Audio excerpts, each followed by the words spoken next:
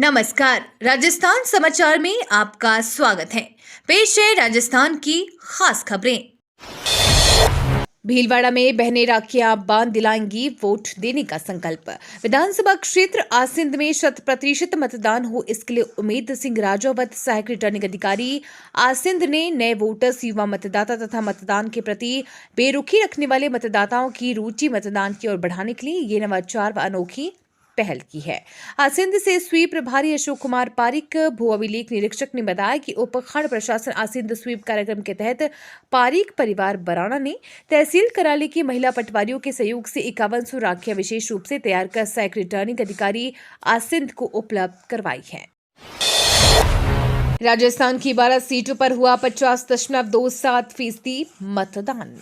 राजस्थान लोकसभा चुनाव 2024 के पहले चरण का मतदान खत्म हो चुका है। चुनाव आयोग की ओर से जारी किए गए आंकड़ों के अनुसार शाम 5 बजे तक 50.27% मतदान हुआ, जिसके बाद प्रदेश की 12 सीटों के उम्मीदवारों की किस्मत ईवीएम में बंद हो गई है। अब प्रदेश में दूसरे चरण का चुनाव 26 अप्रैल को होगा, जिसमें बाकी 13 सीटों के लिए वोटिंग होगी।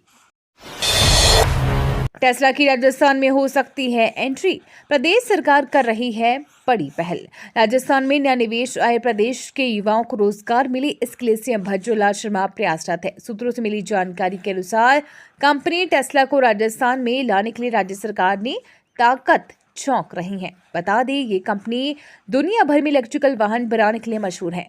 मिली जानकारी के अनुसार सीएम के सिग्नल के बाद ब्यूरो ऑफ इन्वेस्टमेंट प्रमोशन के अधिकारी कंपनी के प्रतिनिधियों से बातचीत हुई है। कंपनी को यहां आने पर दी जाने वाली राहत के बारे में जानकारी दी गई।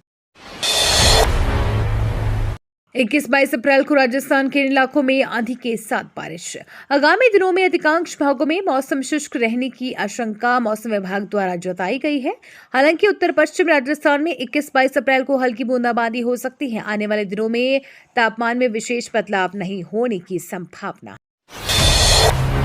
सीएम भज्जोलाल का जोधपुर दौरा, कहा बीजेपी बनाएगी हैट्रिक। राजस्थान के मुख्यमंत्री भज्जोलाल शर्मा कल एक दिवसीय दौरे पर विशेष विमान से जोधपुर एयरपोर्ट पहुंचे, जहां भाजपा कार्यकर्ताओं की ओर से अगवानी के साथ स्वागत किया गया। मुख्यमंत्री शर्मा ने एयरपोर्ट पर मीडिया से बात करते हुए कहा कि हमें विश्वास है कि इस बार भी भाजपा को पूर्ण बहुमत के साथ जीत मिलेगी। प्रदेश में 25 की 25 सीटें जीतकर लगातार तीसरी बार हैट्रिक बनाएंगे। 2014 व 2019 और अब 2024 में लगातार भाजपा को राजस्थान प्रदेश में 25 सीटें पिछली बार से भी अधिक अंतर से जीतकर प्रधानमंत्री मोदी को मजबूती प्रदान करेंगे। उन्होंने कहा कि पश्चिमी राजस्थान में पानी की समस्या है, उसके समाधान के लिए प्रयास शुरू कर दिए गए हैं।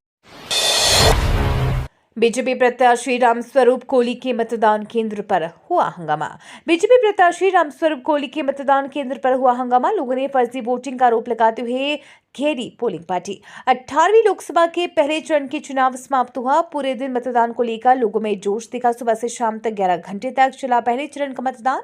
हैप्पी आवर्स में 7 से 9 बजे तक वोट करने पर मतदाता को निर्वाचन आयोग ने सर्टिफिकेट दिया। जोधपुर में सियासी सरगर्मियां तेज, कांग्रेस प्रत्याशी उच्च रड़ा के सामने खूब हुई नारेबाजी। राजस्थान में दूसरे चरण के चुनाव नजदीक आ रहे हैं। जोधपुर में वैसे सरगर्मियां तेज हो रही है। लगातार मतदाता को रिझाने का प्रयास कर रहे हैं प्रत्याशी, लगातार जनसंपर्क कर रहे हैं। करण सिंह उच्चरड़ा जोधपुर लोकसभा चुनाव के कांग्रेस के प्रत्याशी हैं। वे जोधपुर के एक पार्क में वहां पार्क में योगा करने आए करण सिंह उच्चरड़ा को देखते ही जय श्री राम के नारे लगाने लगे। ऐसे में करण सिंह ने भी जय श्री राम बोला। अमित शाह का दावा, पहले चरण में बम्पर वोटिंग से बीजेपी को फायदा। केंद्रीय गृह मंत्री अमित शाह ने दावा किया है कि लोकसभा चुनाव के पहले चरण में बम्पर वोटिंग होने से बीजेपी को काफी फायदा होगा। जोधपुर जिले के भोपालगढ़ में बीजेपी उम्मीदवार पीबी चौधरी के समर्थन में आयोजित एक चुनावी रैली को संबोधित करते हुए शाह ने कहा कि पहले चरण की वोटिंग में लोगों ने बढ़ चढ़ कर लिया भाग। लोग मोदी मोदी के नारे लगाते हुए वोट देने जा रहे थे, जो दर्शाता है कि बीजेपी को इस चरण में काफी बढ़त मिली है। नागौर में ज्योति मिर्धा और हनुमान बेनीवाल समर्थक भिड़े।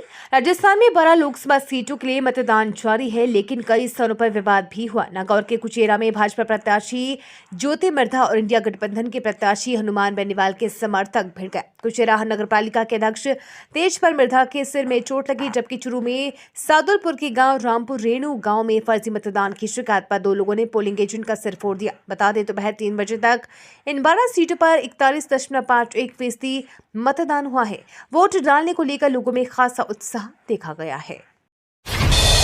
राजस्थान में 7 बजे तक 52.59% हुआ मतदान।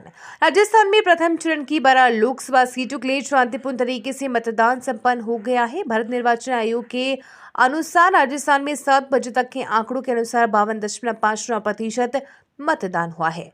देर रात फाइनल आंकड़े आएंगे, जबकि शाम 6 बजे तक राजस्थान में 51.96% मतदान हुआ। करौली में सबसे कम मतदान हुआ, जबकि श्रीगंगानगर में सबसे अधिक वोटिंग हुई है।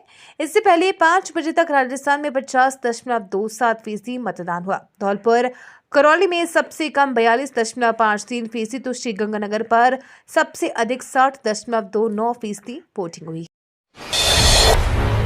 राजस्थान के 2 गांवों में नहीं पड़ा एक भी वोट। लोकसभा चुनाव के प्रथम चरण में शुक्रवार को हुए मतदान में क्षेत्र के गांव हमीनपुर गाडौली गांव में मतदान का पूर्ण बहिष्कार किया गया। इन दोनों गांवों में एक भी वोट नहीं डाला गया, जबकि बनगोठरी व ठक्करवाला गांव में एक जनों ने वोट डाला और गांव धिंदवा बिचला में मात्र 2 मतदाता ने मताधिकार का प्रयोग किया। काजी गांव में बहिष्कार का मिला जुला असर रहा। यहाँ 1284 में से 137 लोगों ने मतदान किया। पहले चरण के मतदान के लिए पीएम मोदी ने कहा धन्यवाद। पहले चरण के मतदान के लिए पीएम मोदी ने सभी वोटर्स का आभार व्यक्त किया है। पीएम ने एक्स पर लिखा, मतदान से उत्कृष्ट प्रतिक्रिया मिल रही है। स्पष्ट है कि पूरे भारत में लोग रिकॉर्ड संख्या में एनडीए को वोट दे रहे हैं। वोट देने वाले सभी लोगों का धन्यवाद। एफबी, इंस्टा, व्हाट्सएप यूजर्स के लिए बड़ी खबर।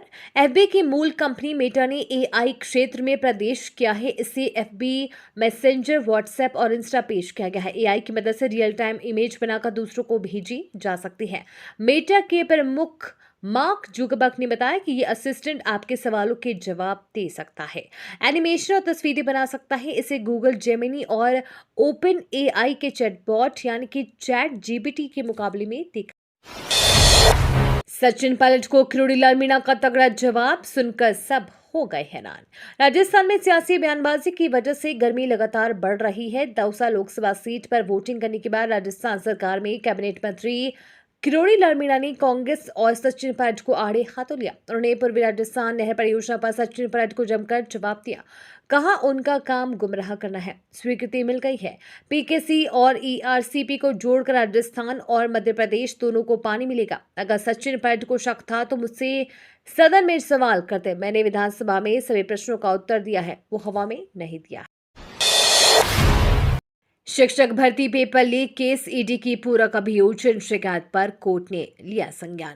राजस्थान लोक सेवा आयोग की शिक्षक भर्ती परीक्षा के पेपर लीक मामले में धन शोधन कानून के तहत जांच कर रही प्रवर्तन निदेशालय ने 5 आरोपियों के खिलाफ कोर्ट में पूरक अभियोजन शिकायत पेश की है। ईडी ने इन 5 आरोपियों के खिलाफ इस साल फरवरी में पूरक अभियोजन शिकायत दर्ज की थी। इस पर कोर्ट ने संज्ञान लिया है। दरअसल प्रवर्तन निदेशालय की ओर से प्रेस बयान जारी कर बताया गया कि ईडी ने पीएमएलए मामलों के विशेष कोर्ट के समक्ष शिक्षक भर्ती परीक्षा पेपर लीक मामले के 5 आरोपियों पुखराज, पीराराम, सुरेश कुमार उर्फ सुरेश सा, विजय डामोर और अरुण शर्मा के खिलाफ पीएमएलए 2002 के प्रावधानों के तहत एक पूरक अभियोजन शिकायत दायर की है।